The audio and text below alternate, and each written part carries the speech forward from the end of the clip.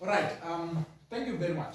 Our topic for today, we are going to deal with trigonometric identity. So, whereby we are going to prove identity, and this topic is in the book of AS, and then this is the most challenging topic in grade 12, okay, Nasscas. Okay, now we have an identity there on the board, whereby we have to prove that this left hand side is identical, equal to the right hand side. Now this expression is made up of the left hand side and then the right hand side. Okay?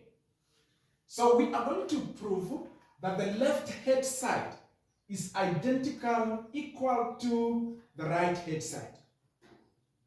Okay? Now, in most cases, you have to check which side is solvable. Okay? But we normally solve the left-hand side. Okay? And then from there, before we solve this identity, assume you are given fractions like this. 1 out of 2 plus 1 out of 3 is equal to 5 out of 6. Okay? Assume you are given something like this.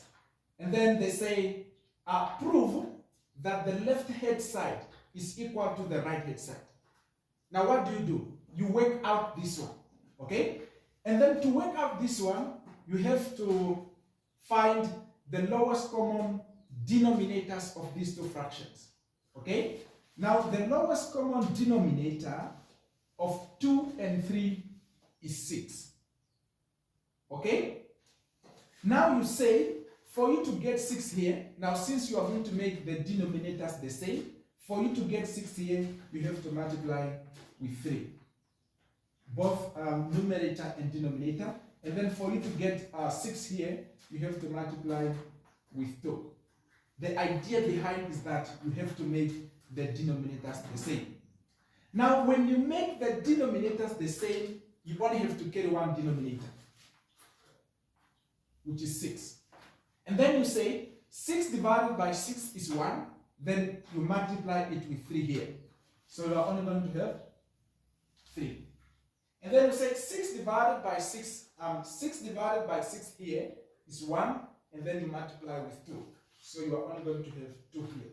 And then the answer will be 5 out of 6, which is equal to 5 out of 6. So when you compare, the left hand side is equal to the right hand side. Okay. Now let's use the same idea to prove the identity that is there. Okay? As I said, we must check which side is solvable. So our left hand side is solvable. So we can solve our left hand side. Okay, now before you solve, we have tan x, the function tan x. And then we cannot go further with tan x. So we have to replace tan x with the trigonometric identity of the function tan x. And then we know that the trigonometric identity of tan x is what? Tan x is equal to sin x divided by cos x. So that is the trigonometric identity of the function tan x. So this means we can replace tan x with this identity. Sin x divided by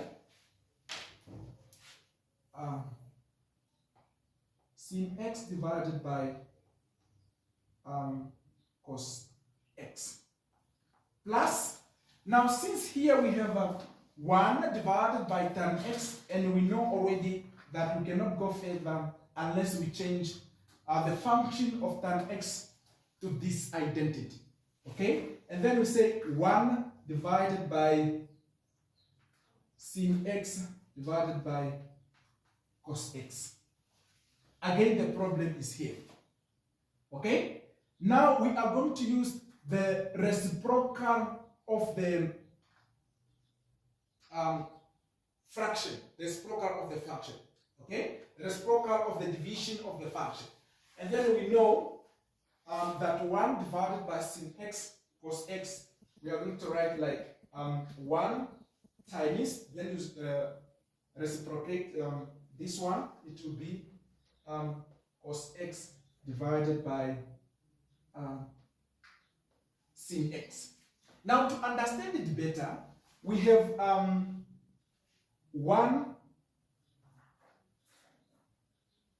over b, so that is the rule, which is equal to b over a. So this means when we come here, we are from here. So this is the rule of reciprocal function, division of fractions. Okay? And then here we reciprocate this one, and then we have a sin x divided by cos x plus cos x divided by sin x. Okay? Here we have a cos x divided by sin x. So that is the rule. Okay? Now we are here. Now from here, the only way we can go further is by making the denominators to be the same.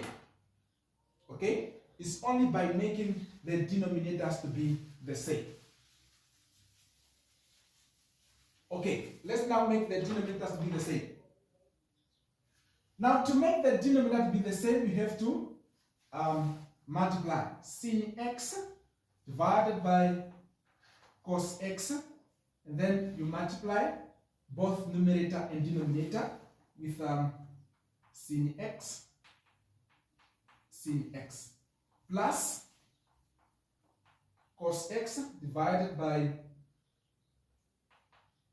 sin x. You also have to multiply this side with cos x so that you make the denominators to be the same. And then here we have cos x and then cos x, both numerator and denominators. And then from there, now since your denominators are the same, you only have to carry one denominator. You only have to carry one denominator. And then you say,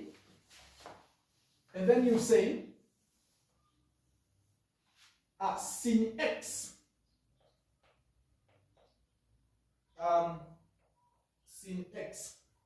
okay, times sin x, and then cos x plus cos x times cos x, and then you divide with